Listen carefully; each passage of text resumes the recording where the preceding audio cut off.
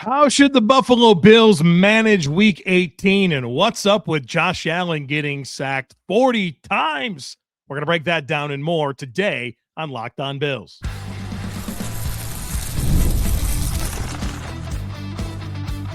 You are Locked On Bills, your daily Buffalo Bills podcast. Part of the Locked On Podcast Network, your team every day. What's up, Bills Mafia? It's Joe Marino, author of the Herd Mentality Substack, co-host of the Locked On NFL Scouting Podcast, co-host of the NFL First Read Podcast, and I'm your host of Locked On Bills. Locked On Bills is a proud part of the Locked On Podcast Network, now the #1 sports podcast network. Want to thank you for making Locked On Bills your first listen every day, and a big welcome and shout out to our everydayers. You know who you are. Those of you who never miss a single episode, I appreciate y'all being here very, very much. Today's episode is brought to you by Game Time. Download the Game Time app, create an account, and use code LOCKEDONNFL for $20 off your first purchase. Well, folks, welcome in. It's time for Herd Mentality, the weekly episode where you control our discussion, and we have some really good stuff to get into, including a question about Keon Coleman and Josh Palmer, some stuff about Josh Allen and him getting sacked 40 times already this season and what's going on with that. But I want to start with the #1 question I've been getting, and it comes from many different people. And it's regarding what I think the Bills should do about Week 18, hosting the Jets. It's the final game at the stadium. And you know, the Bills are locked into a wild card seat. They'll be the 5, 6, or 7. They're probably going to play in Jacksonville or in New England, most likely. And so with there not being a whole lot at stake for this game, and of course the need to be healthy, what do? So here's my thought. I'm sure many people will disagree with me. That's fine. I'm just here to tell you how I see it. This is what I would do. I would first of all put Terrell Bernard on injured reserve. Just a lost season for the guy, right? Now he's got a calf injury to go with his elbow injury and whatever the ankle or hamstring was that he's been battling all year. He's broken this year. So put him on injured reserve, and then from there you would elevate a linebacker from the practice squad, either Keontae Jenkins or Balin Spector. And then from there, you would need to have 7 inactive players, because I would elevate a couple of guys from the practice squad, which I'll tell you about here in a second. But I think first I need to tell you who I plan on having inactive. I think that the Bills should focus resting starters on defense. But I wouldn't mind the offense getting some run in this game. Mostly because I haven't enjoyed the offense the last 2 weeks against Cleveland or Philadelphia. They've had a lot of mistakes, whether that's missed throws, drops, protection issues, missed reads. It's been sloppy, right? There's execution errors all over the place. And so to treat it like maybe game 3 of a preseason where you would play your starters for a couple of series, maybe a quarter. I think it's worthy for the Bills to do it just to get some momentum and get some clean execution heading into the playoffs offensively. Now, there are some incentive things. Of course, Josh Allen, you love him to get his 40th touchdown. You love to make sure that James Cook has the rushing title that he's earned this year. Dawson Knox has a touchdown incentive. Certainly, you maybe want to go after those things. But bigger than that, I want this offense to have some clean execution going into the playoffs. So I think it's completely justifiable for them to have a couple of series. Now, I know many people are going to disagree and say you got to rest Josh Allen and all that stuff. Okay. I don't know. Football players play football. You got to get ready to go. They're not playing good ball right now. Give them a chance to go out there and find some momentum. So with that in mind, I would only rest 2 players or make 2 players inactive on offense. One being Dalton Kincaid. I mean, you've had this cautious approach with him all season long, working through a knee injury. He's your best passing game weapon. make sure he's ready to go for the playoffs. The other one is Spencer Brown at right tackle. You have obviously been able to get through some games with Ryan Vandemark starting. Brown's been beat up with the shoulder. I'd want him to get some rest to make sure he's ready to go for the playoffs. Then all my other inactive players would be on the defensive side of the football. Daquan Jones, working through a calf injury. Don't need to see you this week, bud. Christian Benford, the Bills' best defensive player. You're good to go, man. And part of the issue for the Bills in the playoffs over the last few years is Christian Benford's been injured in elimination games. Sit this one out, dude. Matt Milano, playing at an extremely high level, and that would be fun to have for the playoffs. Don't need to see you against the Jets. Jordan Poyer, working through a hamstring. No need to rush you back. Sit this one out. And then Joey Bosa.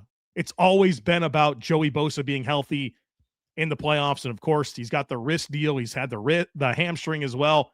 Sit him this week and make sure he's ready to go. So that's how I see it. Those would be my 7 inactive players. And then, of course, I would play who I needed to from there. Of course, offensively, I want to get some rhythm, so I would play my starters for a couple of series. And then defensively, I would try to work around, those inactive players. You can elevate 2 players from the practice squad. I would elevate Matthew Judon to play defensive end. And then I would pick a defensive back because I'm going to have Christian Benford and Jordan Poyer inactive. So you probably need some defensive back to be able to come in and help you out. Now, Dane Jackson's out of practice squad elevation, so whoever it is, MJ Devonshire, whatever, just get one of them on the roster and get through the game. That's what I would do. That would be my plan. Gadil asks, would a loss this late in the season be good for us? I can't get there.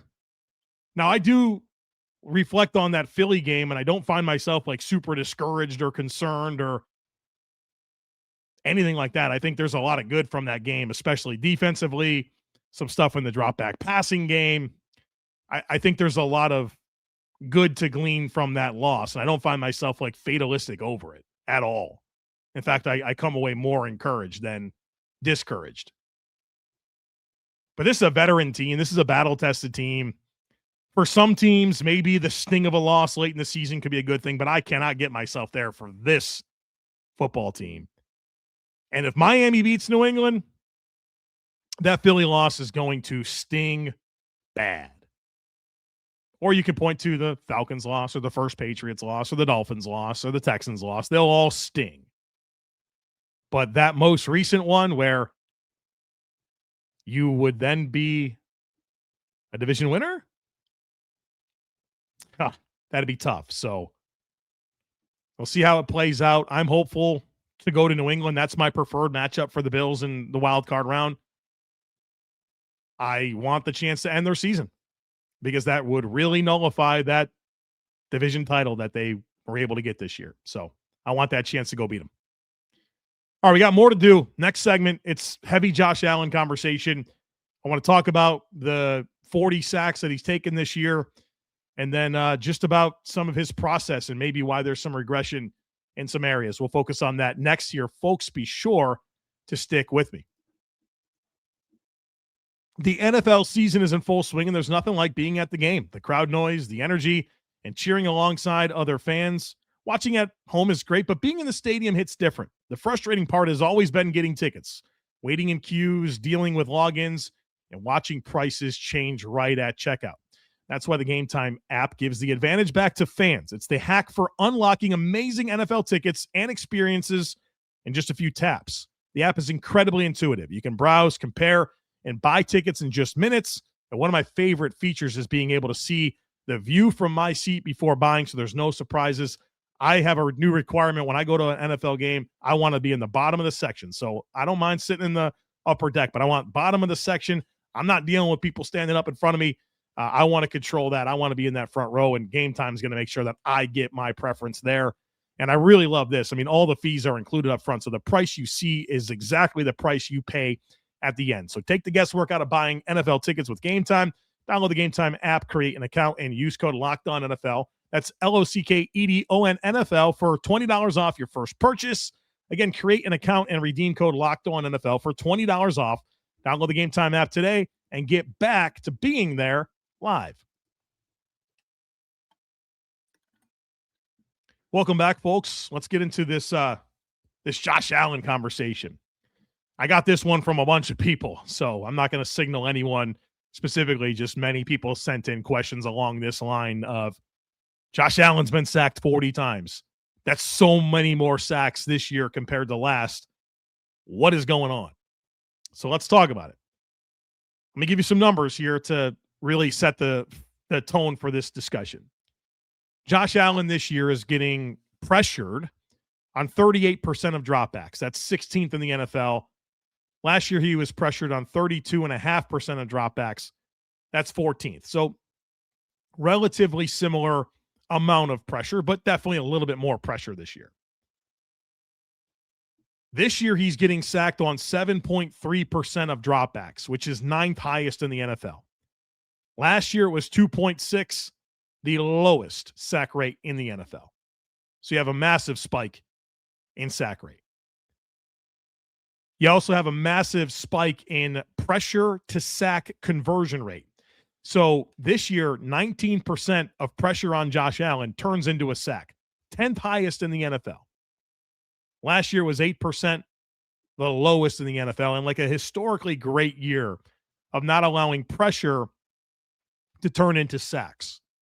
Also, when you talk about whose fault a sack is, last year Josh Allen had 4 sacks that were his fault. This year it's 12, which is obviously a massive, massive jump.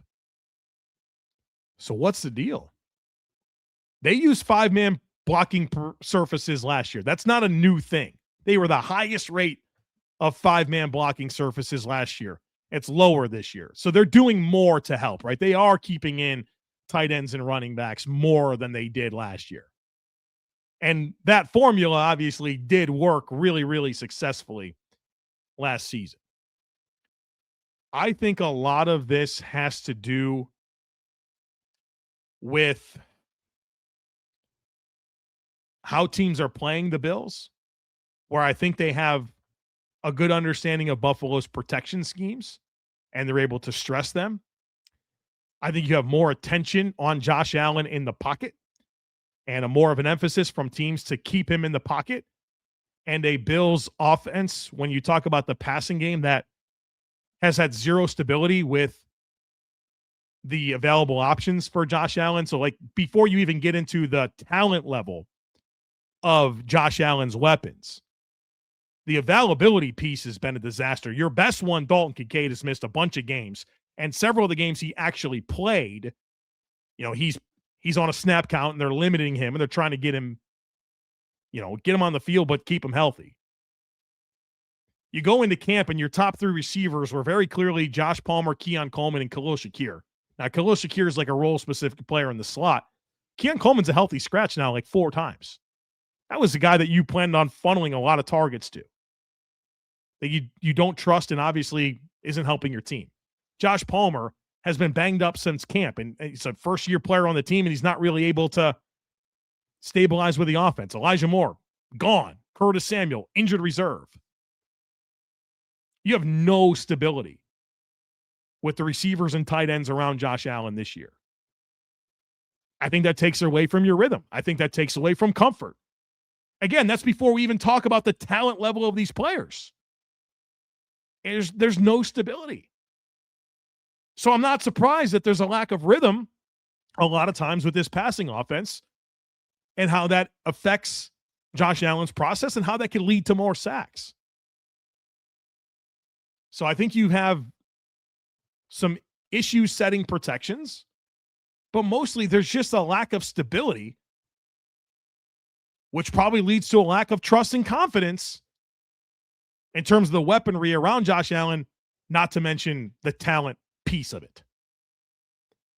I want to build on that a little bit more with this next question from Buffalo Sentence, who says, is it fair to say that Josh Allen's processing has regressed significantly this season? How much of it is a function of the offensive infrastructure around him? So let's build on a lot of the talking points into this one here.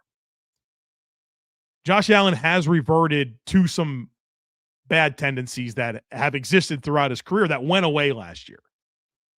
He is forcing some things. He is big play hunting. He is getting bored with the easy stuff that he didn't last year, right? He kept everything on schedule, efficient. Not doing that this year, right? But that wasn't not an issue in years prior. It just went away last year, and now it's back. I do think it does speak to everything I just said about why the sack rate is higher. There's also a layer to this where I want to get into the talent component of what the Bills have around Josh Allen, where there's just not a lot to respect, right? Your biggest concern, think about a defense, and when you're concerned about playing the Bills, what are you thinking about? Josh Allen's dynamic playmaking ability and James Cook, right? You want to make sure that Josh Allen is not able to do the creative, dynamic, off-script stuff. So you're focused on keeping him in the pocket, right? I have seen teams and defenses have more attention than ever and committing more resources than ever to maintaining Josh Allen in the pocket. And a lot of the escape valves and outlets that Josh Allen typically is able to take, they're not available to him because teams are less concerned about the talent that exists in the weaponry and more concerned on, hey, we need to make sure that we keep that guy as contained as possible. Combination of all these things, right? But I said this on Bill's Squad on the episode that we dropped on Monday afternoon, and I want to kind of reheat that idea for this. And what I'm about to say is not really something that can be affirmed or backed by data, right? Like, that's important to me. Whenever I have an opinion, I'm going to have a lot of different data points that I can point to justify my stance. If I'm right or wrong, my process will always be good. But let me say this. This is me speculating. Remember who Josh Allen is.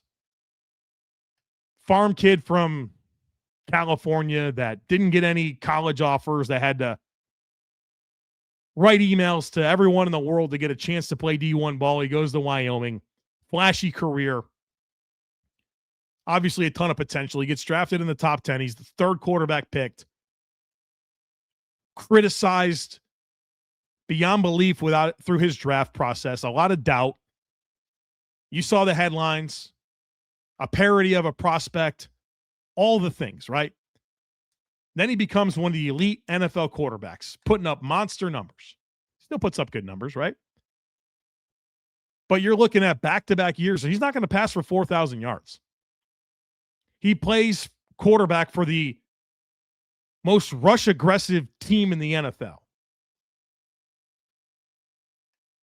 The dude wants to make plays. He is a competitive dude that wants to make plays. He didn't become an idiot overnight. He didn't forget how to play football. He doesn't want to put the offense in bad situations. He wants to make plays. And are there processing errors and turndowns that are hurting the offense? Yes. But at its core, it's because Josh Allen is an ultra-competitive dude that wants to produce. You think he's happy about not winning the AFC East this year? You think he's happy that Drake May's probably going to be the NFL MVP? A 23-year-old kid in his division? Trust me. Josh Allen wants to light the world on fire every snap. He's not going to say that. But think about that. It's not like he takes these bad plays and, shucks, missed that one. The dude's pissed. He's slamming the ball. He wants to make plays. It's rooted in a really good competitive fire that's burning deep in his belly. So let's keep that in mind. Didn't forget how to play football. Doesn't want to hurt the team. He wants to make it happen. And he's got to get back to finding that right balance. And so this whole conversation about, regressing in some areas, sacked more. It's never one thing. But I think everything that I said here in this segment is applicable, and you piece it together, and I think you have a sound foundation as to why he's getting sacked more, and why there's been some lapses in decision-making and missed opportunities. There's a lot that goes into it. And I think through this discussion right here, we've uncovered quite a bit of it. All right, we got more to uncover, including a great question from Chris about the amount of man coverage, the cover one looks that the Bills are getting, and what that's all about, plus a good question about Josh Palmer and Keon Coleman. So we got that left to go, folks. Be sure to stick with me.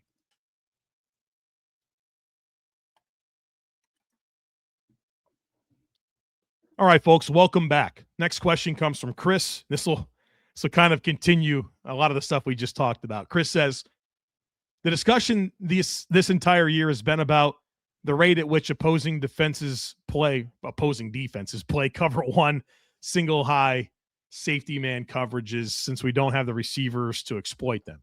Given the roster constraints at this point in the season, what options do the Bills have with other personnel to take advantage of a situation like this? Are we just doomed because we can't get someone to win a route? All right, so first of all, like it or not, this Bills offense is not wide receiver centric. It's not, right? It's not Diggs, Beasley, Brown, Diggs, Beasley, Sanders, Davis. It's not that, right? It's not what it is. This is a offense that's about formations, alignment, personnel groupings, a run game, slots, tight ends, running backs, and then you have the best player in the world in Josh Allen. You should play the Bills. You should play one high, middle of the field, close coverage against the Bills. You should. You should invite throws to the perimeter. You should clog up the middle of the field. You should want to be +1 in the box. Like, it's the right idea. The frustrating part of this equation is that you should also be able to make teams pay for that choice. The Bills do a great job with heavy formations. 12 personnel, 22 personnel. But if you can get that wide receiver that can be isolated and truly win with consistency, one-on-one on the perimeter, you should be able to kill teams. Because no matter how they line up, they're going to be wrong. Because that receiver is going to kill you. And if you want to pay attention to that receiver, the run game and the tight ends are going to kill you. You should not be able to line up against this Bills offense in a favorable way. The missing piece is the route winner at receiver. And so they try to piece it together with a million different guys that can step in and do like individual specialized things, but ultimately not having that consistent route winner really spoils this overall situation. Like, obviously there was a belief that Keon Coleman could be that guy. Like, hey, big-bodied, physical guy, win leverage battles, a little bit of yak ability, ball skills down the field. Like, that's the guy that's going to make him pay. He's not. And you haven't been able to find that answer. So, I mean, obviously, like right now, your answer is Cooks or something like that. Palmer, I don't know. But point being is, you should make teams, like, you should not have a favorable way to line up against the Bills. You shouldn't. And the missing piece at receiver spoils what should, from an infrastructure piece, be really, really good. Ricky says, what is your take on Josh Palmer? To my untrained eye, he appears to be getting open, and in Josh's view, more than 1 or 2 times per game that he gets the ball thrown to him. Do you see the same thing? Are they just not on the same page? Has Josh field vision decreased this year? Or with all the wide receiver talk, are we just more aware of it? I think Josh Palmer's a good football player, like the skill set. I think this goes to a number of the things we've already discussed. For Josh Palmer in particular, new addition that was banged up a lot throughout camp and the season as well, obviously, and never really has settled into a specific role. Felt like that Atlanta game, he was going to get going, and then he's injured and, kind of missed a bunch of games, came back, missed more time. And so I think it's hard to settle in, when you talk about timing and rhythm and body language and all those things that you want to get aligned with the quarterback. I just think it's been hard for him to get that done, especially when, Josh Allen's simultaneously trying to figure it out with Elijah Moore and other players as well. Year 2 of Keon Coleman, right? It's it's hard to just make it all happen. And so I think Palmer's a good player. I think he can help this team, but it doesn't feel like this year has gone the way anybody wanted it to. And I think the lack of availability and then just an unstable overall situation contributes to a guy like him not really settling in. Nigel says, has Keon Coleman played himself out of Buffalo already? I can't recall a young player drafted by the organization that has had disciplinary issues the way he has. And the film, to me, simply just looks lackadaisical on too many reps when he knows he's not getting the ball. He's obviously an insane athlete, but I'm wondering if Bean and company just misread how far he is from fitting the culture here in Buffalo. I personally land on the opinion that's probably too early to fully give up on him. He's just so young, but would love to hear your thoughts. I've never been a Keon Coleman fan, right? Like even before he was a Buffalo Bill, he was a player that I said I would stay away from. And so, obviously I don't know the person, but part of Brandon Bean's job is to scout the person and the player. And I didn't think it was hard to scout the player and realize that there's a lot of deficiencies. In just a moment, I'm going to play you a clip of me breaking down Keon Coleman prior to the Bills drafting him and telling you why I think the Bills should consider him and why they shouldn't. And I'm excited for you to hear and be reminded of those thoughts. I don't think it was a hard assessment for Keon Coleman to figure out like who he is, how he wins, and what he lacks, right? It was, to me, a pick that I'd never really enjoyed. And I certainly wanted Cooper DeJean. That's the player I always wanted. He was a number 11 player on my board. That's the guy I wanted. And so I never really understood the player and how he fits in Buffalo, which you'll be reminded of here in just a moment. But the person piece, that's on Bean and company, right? Like whatever it is about him, you needed to be able to identify him as a culture fit, right? Like that's something that they've kind of done a good job of, right? Like whatever skill sets don't work out, that's one thing. But to bring a guy in that so quickly has had disciplinary issues in ways that we've literally never seen under Sean McDermott is pretty surprising to me. And so, yeah, it feels like not only did you miss on the player, but you perhaps missed on the person. Now, look, he's young, super young. He's got some ability. I don't think the book is written on him, but it ain't going in a good direction at all. And so I do find myself curious about where this goes.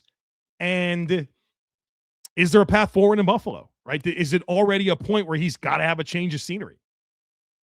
I'll tell you what, I'm not going to lose any sleep over whether or not Keon Coleman's part of the mix in 2026. In fact, if there is value out there to be had in a trade, I would absolutely explore it, and I would live with whether or not he becomes a good player for some other team. But before we get out of here, want to play this clip of me breaking down Keon Coleman for this podcast ahead of the 2024 NFL Draft and sharing what I thought of the skill set and his projection to the NFL.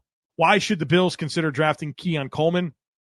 I think his size and ball skills pop on tape. He's a big receiver that plays the ball well. I think he's got really outstanding catch point concentration and body control. I think he's got very reliable hands, some of the best hands in the entire class, and he makes good ball adjustments. He can scoop it out low. He can go up and get it. He's very good with his hands. I think he's tough to tackle as well for a bigger receiver. He's a guy that finds surprising production post-catch, like not a super twitched up athlete or linearly explosive, but he's tough to tackle. He's physical, and I think he sees the field well.